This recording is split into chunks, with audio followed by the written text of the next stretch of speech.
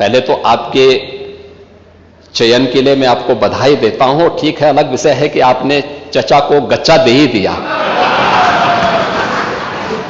चचा बेचारा हमेशा ही ऐसे ही मार खाता है, उनकी नियति ही ऐसी है, क्योंकि भतीजा हमेशा भयभीत रहता है। महिला संबंधी अपराध से जुड़े हुए ज्यादातर मामलों में समाजवादी पार्टी से डायरेक्ट या इनडायरेक्ट जुड़े हुए लोग उसमें इन्वॉल्व पाए जाते हैं। और यही नहीं, महिला संबंधी अपराध में ये उस पीढ़ी का प्रतिनिधित्व करते हैं, ये उस पीढ़ी का प्रतिनिधित्व करते हैं जिस पीढ़ी ने कहा था, जिसने कहा था कि लड़के हैं गलती कर देते हैं। ये महिला सुरक्षा की बात क्या करें। महिला और बाल अपराध संबंधी अभियोगों के निस्तारण में देश में प्रथम स्थान है। लगभग हमारे 98% से अधिक मामलों का निस्तारण करने में उत्तर प्रदेश आज देश का वह पहला स्थान रखता है। और मैंने जो पहले भी कहा, घरेलू हिंसा से पीड़ित महिला के लिए 181 की एक सर्विस है और 1090 बाहर महिला संबंधी अपराध के लिए जब कोई घटना घटित होती है तो कोई महिला कॉल करती है तो उस पर तत्काल सेवा उन्हें उपलब्ध होती है। इन सबको इंटीग्रेट करने का काम भी 112 के साथ इंटीग्रेट करने, 181, 1090 और 112 को भी इंटीग्रेट करके अगर कहीं भी सूचना आ रही है उस सूचना को संबंधित तक भेजने के साथ ही उसको तत्काल रिलीफ मिल सके, इसके लिए भी यहां पर कार्य किया गया है। यही नहीं, प्रदेश के अंदर एक महिला थाना हर जनपद में स्थापित करने के साथ साथ एक अतिरिक्त थाने की जिम्मेदारी भी महिला थानाध्यक्ष को उपलब्ध करवाया गया है। और हर थाने में जो प्रदेश के अंदर 1585 थाने हैं, इन 1585 थानों में महिला हेल्प डेस्क अलग से बना करके एक व्यवस्था बनाई है। और 2020 से हमारी सरकार पूरे प्रदेश के अंदर मिशन शक्ति के एक अभियान को आगे बढ़ा रही है।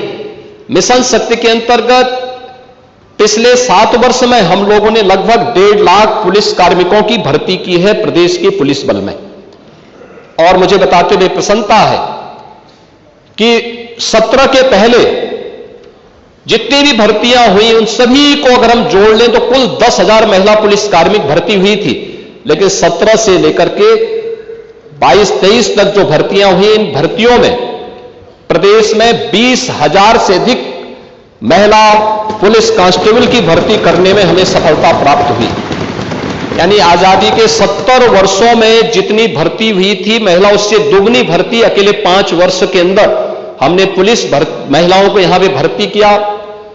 पुलिस की भर्ती में उनकी 20% हॉरिजॉन्टल आरक्षण की व्यवस्था उन्हें प्राप्त हो सके, इसको अनिवार्य रूप से प्रदेश के अंदर लागू किया। लखनऊ, गोरखपुर और बदायूं में महिला पीएसी की बटालियन के गठन की कार्रवाई को भी आगे बढ़ाया। लेकिन जो पुलिस कार्मिक महिलाएं भर्ती हुई थी वे केवल एक कांस्टेबल के रूप में ऑफिस के कार्य को या थाने तक ही अपने को सीमित न रखे, बल्कि महिलाओं की सुरक्षा के साथ साथ शासन की योजनाओं को महिलाओं तक पहुंचाने के लिए उनकी प्रतिभा का लाभ समाज ले सके, इसके लिए प्रदेश के अंदर 10,000 से अधिक महिला बीट स्टेशन स्थापित किए गए, महिला पिंक बूथ की स्थापना की गई और यह भी व्यवस्था लागू की गई कि ये महिला बीट पुलिस अधिकारी हर मिशन शक्ति के अंतर्गत वहां पर जाएंगी, वहां पर सप्ताह में एक बार जाकर के महिला संबंधी घरेलू हिंसा का हो या बाहर की सुरक्षा से जुड़े हुए कोई मुद्दे होंगे, इन पे तो चर्चा करेंगे ही, इससे संबंधित समाधान भी निकालेंगे। लेकिन इसके अलावा महिलाओं से संबंधित, उनकी सुरक्षा से संबंधित जो भी या उनकी स्किल डेवलपमेंट से संबंधित या उनके स्वावलंबन से संबंधित कौन सी स्कीम केंद्र या राज्य सरकार की है, इनसे भी गांव की महिलाओं को अवगत कराएंगे।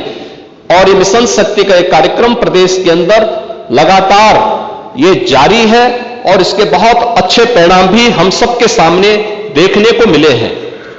ये सरकार महिला सुरक्षा के प्रति पूरी तरह गंभीर है और उस गंभीरता का परिणाम ही है कि प्रदेश के अंदर इस सरकार ने आने के बाद सबसे पहले शोधों पर लगाम कसने के लिए जो कार्रवाई की एंटी रोमियो स्क्वाड का गठन, उसका एक उदाहरण है। और मुझे बताते हुए दुख है कि एंटी रोमियो स्क्वाड का जब हमने गठन किया था, सबसे पहले समाजवादी पार्टी ने इसका विरोध किया था, उसने विरोध किया था। और मुझे बोलने में भी कोई संकोच नहीं है कि महिला संबंधी अपराध से जुड़े हुए ज्यादातर मामलों में समाजवादी पार्टी से डायरेक्ट या इनडायरेक्ट जुड़े हुए लोग उसमें इन्वॉल्व पाए जाते हैं। और यही नहीं, महिला संबंधी अपराध में ये उस पीढ़ी का प्रतिनिधित्व करते हैं, ये उस पीढ़ी का प्रतिनिधित्व करते हैं जिस पीढ़ी ने कहा था, जिसने कहा था कि लड़के हैं गलती कर देते हैं। ये महिला सुरक्षा की बात क्या करेंगे? ये महिला सुरक्षा के लिए तो समाजवादी स्वयं ही एक गंभीर खतरा है। और इसीलिए महिला सुरक्षा के बारे में प्रदेश सरकार पूरी तरह सचेत है, सक्रिय है। हर बेटी को भी, हर व्यापारी को भी सुरक्षा प्रदान करने के लिए पूरी तरह प्रतिबद्ध है। प्रश्न संख्या 2, माननीय मुख्यमंत्री जी, आपने बताया इतने को हमने दंडित कराया, तो क्या पूछा गया था कुल कितने घटनाएं हुई? तो जो दंडित हो जाते हैं कोर्ट से, उन्हीं को आप घटना मानते हैं कि जो घटनाएं घटती हैं उनको भी घटना मानते हैं?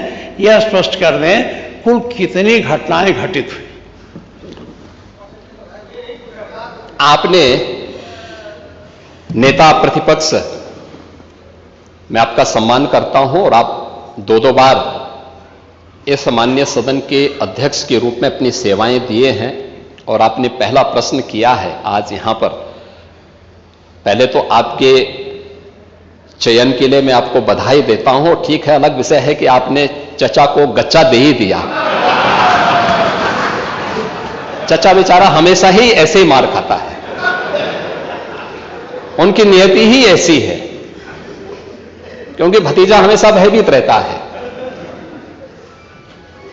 लेकिन आप इस सदन के एक वरिष्ठतम सदस्यों में से हैं, आपका मैं सम्मान करता हूं। मैंने आपको पहले भी बताया कि 24,000 जो महिला संबंधी अपराध थे प्रदेश के अंदर 2016 में, अगर हम देखेंगे तो बलात्कार की जो घटनाएं घटित हुई थी वह 1838 हुई थी।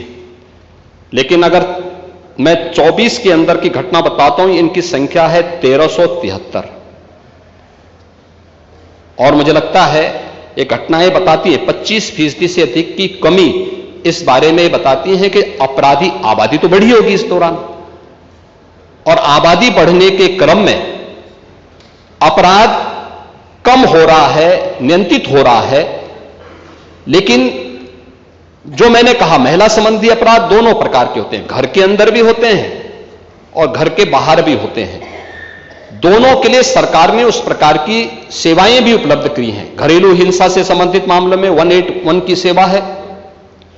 घर के बाहर की सुरक्षा के बारे में जागरूकता पैदा करने के लिए और उन्हें सुरक्षा उपलब्ध कराने के लिए तत्काल वो कॉल कर सके, इसके लिए 1090 की सेवा उन्हें उपलब्ध कराई गई है। लेकिन साथ साथ क्विक रिस्पांस टीम 112 इन दोनों के साथ इंटीग्रेट करके अगर कहीं भी कोई अपराध होता है, अगर इन तीनों में से किसी को भी कॉल करेंगे तो वहां पर आपको सेवा उपलब्ध होगी इसके बारे में। लेकिन इस पे समय पे चार्जशीट दाखिल करना, डिस्ट्रिक्ट मॉनिटरिंग कमेटी की बैठक के साथ जुडिशरी के साथ बेहतर तालमेल बना करके इस प्रकार के मामलों में समय पे अपराधियों को सजा दिलाने के लिए एक प्रोसिक्यूशन को आगे बढ़ाना और अपराधियों को सजा दिला दी जाए, यह महत्वपूर्ण है। उसी का परिणाम है जो मैंने आपको पहले बताया कि अगर महिला संबंधी जो उनके महिलाओं के विरुद्ध और पास्को संबंधित अपराधों में अब तक हम लोगों ने 16,718 अभियुक्तों को अब तक सजा दिलाई है। इसमें से अगर आप देखेंगे कि 2121 को हम लोगों ने मृत्युदंड 1713 को आजीवन कारावास, 4653 को 10 वर्ष या उससे अधिक का कारावास और 10,331 को 10 वर्ष से कम की कारावास की सजा दिलाई है। ये जो अपराध, जिन अपराधियों की सजा दिलाई गई है, इसमें आप देखते होंगे अक्सर समाचार पत्रों में आता है कि 1 महीने के अंदर दुष्कर्मी को सजा दिलाई गई। ये प्रोसिक्यूशन को फास्ट करने, समय पे चार्जशीट दाखिल करने का परिणाम है। नहीं तो होता क्या है, जब हम लोग इसमें लापरवाही बरतते थे, सरकार संज्ञान नहीं लेती थी, विभाग संज्ञान नहीं लेता था, लोकल स्तर पर संज्ञान नहीं लिया जाता था, अपराध बढ़ते थे और फिर इनको हल्केपन से लेने का दुष्परिणाम क्या होता था कि हर ऐसा अपराधी स्वच्छंद होकर के अपराध भी करता था और फिर समाज उसके बारे में देखते हुए भी उसके खिलाफ कार्रवाई नहीं कर पाता था। लेकिन आज अपराधी के मन में भय है और उस भय का परिणाम आज हम सबके सामने देखने को मिल रहा है कि उत्तर प्रदेश का जो ई प्रोसिक्यूशन पोर्टल है वो देश के अंदर नंबर 1 पर है और उत्तर प्रदेश इस मामले में ऐसे अपराधियों को सजा दिलाने के लिए, महिला संबंधी अपराधियों को, जो भी ऐसे अपराधी हैं उनको सजा दिलाने में उत्तर प्रदेश देश के अग्रणी राज्यों में।